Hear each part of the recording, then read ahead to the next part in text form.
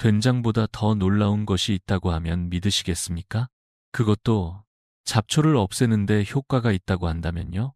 오늘 이야기는 평범한 쌀뜨물에서 시작됩니다. 매일 밥을 지을 때마다 그냥 흘려보내던 그 물이 정원의 잡초를 말라 죽게 만들고 흙을 살아 숨쉬게 만들 수 있다는 사실을 아는 분은 거의 없습니다. 저도 처음엔 반신반의했습니다.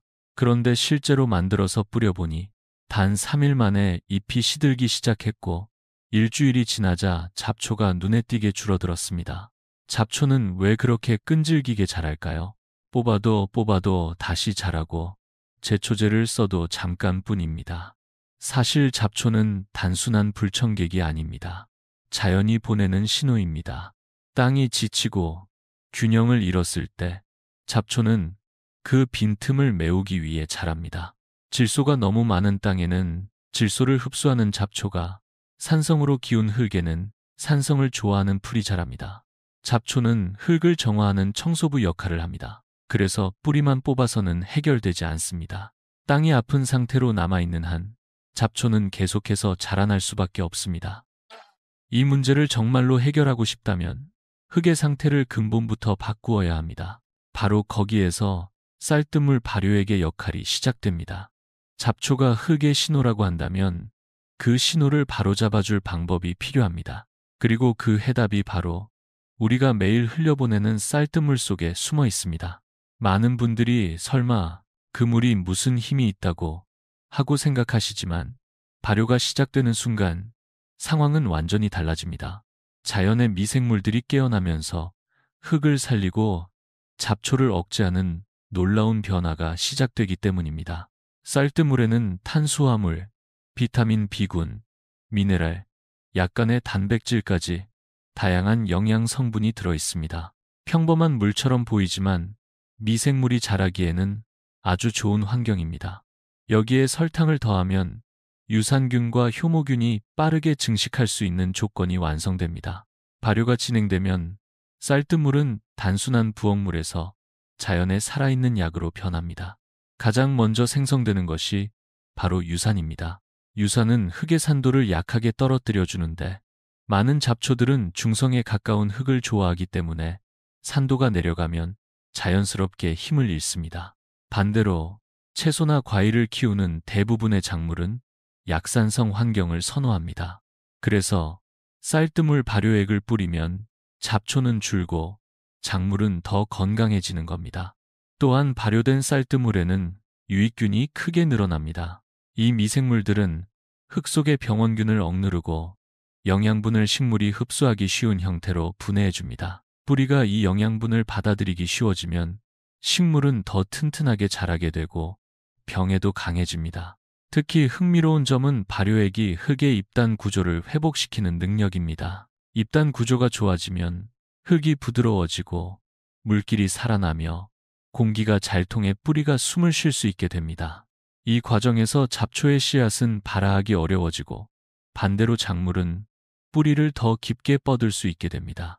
결국 쌀뜨물 발효액은 단순히 잡초를 말려 죽이는 것이 아니라 흙 그 자체를 건강한 상태로 되돌리는 일을 합니다. 흙이 살아나면 잡초가 자랄 이유가 사라지고 작물이 자랄 길이 열립니다.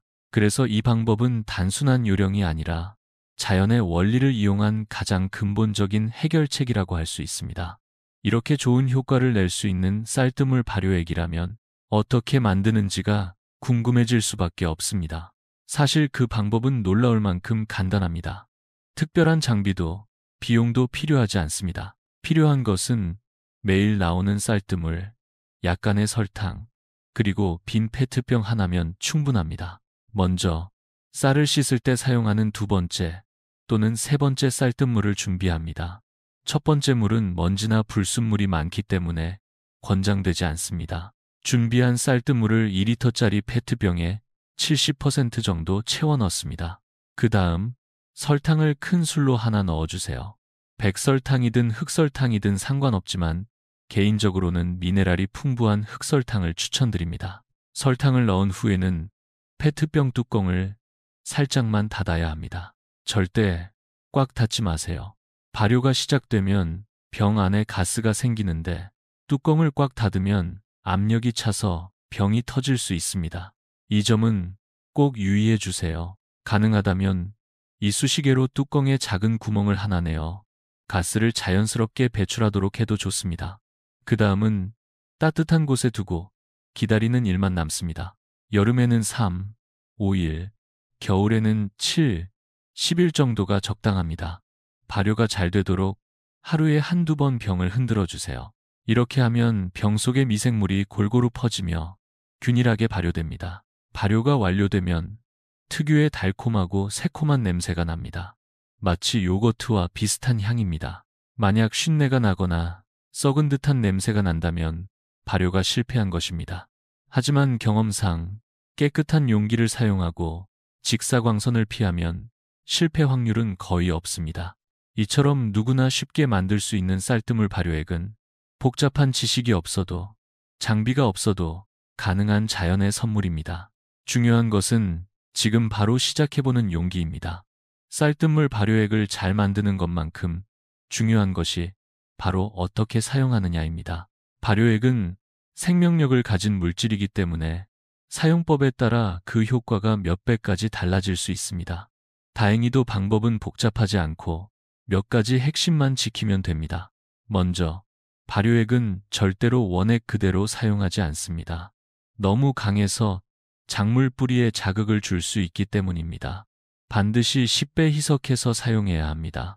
예를 들어 발효액이 200ml라면 물 2리터를 섞는 식입니다. 희석한 액체는 스프레이 병이나 물조리개에 담아 사용하면 편리합니다. 뿌리는 시점도 매우 중요합니다. 여름철에는 기온이 높아 금세 증발하므로 아침 일찍이나 해질 무렵에 뿌리는 것이 좋습니다. 특히 비가 오기 직전에는 피해야 합니다. 뿌려놓은 액체가 씻겨 내려가기 때문입니다. 맑은 날의 아침 또는 저녁, 이 2시간이 가장 이상적입니다. 사용량은 넓은 땅일 경우 1평방미터당 1리터에서 2리터 정도면 충분합니다. 흙이 적당히 촉촉해질 정도면 되고 흠뻑 적실 필요는 없습니다. 특히 처음 사용할 때는 흙 속까지 스며들도록 조금 넉넉히 뿌려주면 좋습니다. 계절에 따라 사용 빈도도 조절해야 합니다. 봄에는 잡초 씨앗이 가장 활발히 움트는 시기이므로 일주일에 한 번이 적당하고 여름에는 잡초 성장 속도가 빠르기 때문에 5일에 한 번 정도가 이상적입니다. 가을에는 씨앗이 떨어지기 전 마지막 방어선이므로 10일에 한 번, 겨울에는 뿌리 활동이 적지만 한 달에 한 번 가볍게 뿌려 미생물의 흐름을 유지해주면 좋습니다. 이렇게 계절과 흙의 상태를 고려해 발효액을 활용하면 잡초는 자연스럽게 줄어들고 작물은 훨씬 건강하게 자랄 수 있습니다. 작은 습관 하나가 땅의 생명을 살릴 수 있다는 걸 직접 체험하게 되실 겁니다. 이렇게 쌀뜨물 발효액의 원리와 사용법을 알게 되었더라도 실제로 해보지 않으면 반신반의하는 마음이 드는 게 당연합니다. 저 역시 그랬고요. 그래서 이번에는 이 방법을 직접 실천해본 분들의 생생한 이야기를 전해드리고자 합니다. 아마 이분들의 이야기를 들으시면 한 걸음 내딛는 용기가 생기실 겁니다. 먼저 충청북도 제천시에 사는 66세 김영철님의 이야기입니다. 김영철님은 퇴직 후 주말마다 텃밭을 가꾸는 것이 낙이었습니다. 하지만 매주 풀을 뽑는 일이 갈수록 힘들어져 고민이 많았습니다. 그러던 중 우연히 쌀뜨물 발효액에 대해 알게 되었고 직접 만들어 뿌려보았습니다. 처음엔 기대 안 했어요. 그런데 며칠 지나니까 풀이 시들시들해지더니 정말로 줄어들더라고요. 지금은 2주에 한 번만 정리해도 될 만큼 편해졌습니다. 라며 웃으며 말씀하셨습니다. 다음은 경상남도 밀양시에 사는 58세 박순자님입니다.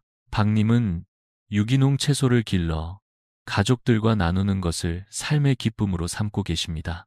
제초제를 쓰기 싫은데 손으로 풀을 다 뽑기엔 너무 많았어요. 발효액을 알게 되고 나서 꾸준히 뿌렸더니 잡초도 줄었고 채소 잎이 훨씬 윤기가 돌고 맛도 깊어진 느낌이에요. 박님은 쌀뜨물 발효액 덕분에 땅이 건강해졌다는 확신을 가지고 있었습니다. 마지막은 전라북도 정읍시에 사는 73세 이정호님입니다. 50년 넘게 농사를 지어온 베테랑이지만 나이가 들수록 허리가 아파 풀 뽑는 일이 버거워졌다고 합니다. 그러다 손자의 권유로 발효액을 만들어 써보게 되었고 효과를 체감한 이후로는 이웃 어르신들에게도 열심히 전파하고 계십니다. 진작 알았으면 허리 덜 아팠을 텐데 말이죠. 지금은 풀보다 친구에게 더 많이 뿌리고 다녀요. 라며 너털 웃음을 지으셨습니다. 이 세 분의 경험처럼 발효액은 단지 농사 기술을 넘어 삶의 질을 바꾸는 작은 지혜가 될 수 있습니다. 직접 해본 사람만이 아는 그 변화를 여러분도 곧 만나실 수 있을 겁니다. 이처럼 발효액 하나만으로도 충분한 효과를 볼 수 있지만 조금 더 강력한 결과를 원한다면 자연 재료를 추가하는 방법도 있습니다. 실제로 많은 분들이 자신의 텃밭 환경에 맞춰 응용하고 계시고 그 결과도 아주 좋습니다. 가장 흔히 사용하는 재료는 쑥과 어성초입니다. 이 두 가지는 예부터 해충 방지와 살균 작용이 뛰어난 약초로 알려져 있죠. 깨끗이 씻은 쑥이나 어성초 잎을 잘게 썰어 쌀뜨물에 함께 넣고 발효시키면 잡초 억제와 병충해 예방에 모두 도움이 됩니다. 또 하나 흥미로운 방법은 청국장 한두 알을 넣는 것입니다. 청국장균은 강한 생존력을 가진 유익균으로 발효 속도를 빠르게 하고 흙 속의 나쁜 균을 줄이는 데 효과적입니다. 이 외에도 수추출액을 소량 섞으면 살균 작용이 강화되고 해조류 추출물은 작물의 성장에 필요한 미네랄을 보충해 줍니다. 모두 자연에서 온 재료이기에 부담 없이 사용할 수 있습니다. 이처럼 우리 주변의 식물과 재료들이 발효액과 만나면 자연이 주는 힘은 배가 됩니다. 복잡하거나 비싼 기술이 아니라 오히려 단순하고 정직한 방법이 가장 강력할 수 있다는 것을 직접 느끼실 수 있을 겁니다. 쑥이나 청국장처럼 자연의 재료를 더하면 효과가 배가 된다고 말씀드렸습니다. 그런데 왜 이런 발효액이 그토록 강력한 결과를 만들어내는 걸까요? 단순히 잡초를 말리는 수준이 아니라 흙 그 자체를 바꾸는 힘이 있다는 점에서 우리는 그 이유를 흙 속 미생물과의 관계에서 찾을 수 있습니다. 흙은 단순히 식물을 지탱하는 땅이 아닙니다. 그 안에는 수많은 생명이 살아 있습니다. 유산균, 효모균, 방선균, 선충류, 그리고 다양한 미세 생물들이 서로 복잡하게 연결되어 조화를 이루고 있습니다. 식물의 뿌리는 광합성으로 만든 당분을 땅속으로 흘려보내고 미생물은 그 당분을 먹고 자라며 대신 식물이 흡수할 수 있는 미네랄과 영양소를 만들어줍니다. 이 과정을 통해 건강한 순환이 이루어지는 것이죠. 하지만 화학 제초제나 농약을 사용하면 이 균형이 무너집니다. 유익한 미생물까지 함께 사라지면서 흙은 점점 메마르고 작물도 점점 약해집니다. 반면 발효액은 미생물을 되살리고 흙의 입단 구조를 회복시켜 공기와 물이 잘 흐르게 만들어줍니다. 잡초는 메마르고 지친 땅에 더 잘 자랍니다. 반대로 건강한 흙에서는 잡초가 자리 잡기 어렵습니다. 발효액은 이처럼 흙의 체질을 바꾸는 방식으로 문제를 해결합니다. 단순한 제거가 아닌 자라지 않게 만드는 환경을 만드는 것이죠. 그래서 이 방법은 뿌리부터 바꾸는 근본적인 해결책이 될 수 있는 것입니다. 이처럼 쌀뜨물 발효액은 단순한 비법이 아닙니다. 흙과 식물, 미생물 사이의 조화로운 순환을 되살리는 자연의 방식입니다. 뿌리부터 바꾸는 접근, 이것이 바로 진짜 해결의 길임을 우리는 앞서 살펴본 사례와 원리에서 확인했습니다. 중요한 것은 이 모든 과정이 거창하거나 복잡하지 않다는 사실입니다. 밥을 짓고 남은 쌀뜨물, 찻숟가락 하나의 설탕, 그리고 일주일 남짓의 기다림. 우리가 평소에 무심코 지나쳤던 것들이 모여 잡초를 줄이고 땅을 살리고 작물의 생명을 키우는 놀라운 결과를 만들어냅니다. 게다가 이 방법은 돈도 거의 들지 않고 환경에도 해가 없으며 무엇보다 우리 손으로 직접 할 수 있다는 점에서 큰 의미가 있습니다. 제초제에 의존하지 않고도 땅을 돌볼 수 있다는 자신감, 그것이 사람을 바꾸고 삶을 바꿉니다. 이제는 실천의 시간입니다. 꼭 넓은 밭이 아니어도 좋습니다. 화분 하나, 작은 텃밭 하나에서부터 시작해보세요. 처음엔 낯설고 서툴 수 있지만 땅은 그 정성을 분명히 기억하고 응답할 것입니다. 지금 우리가 시작하는 이 작은 발걸음이 더 건강한 흙, 더 맛있는 채소, 더 나은 세상으로 이어지는 첫 단추가 될지도 모릅니다. 자연과 함께하는 이 길에 여러분도 함께해 주시길 바랍니다.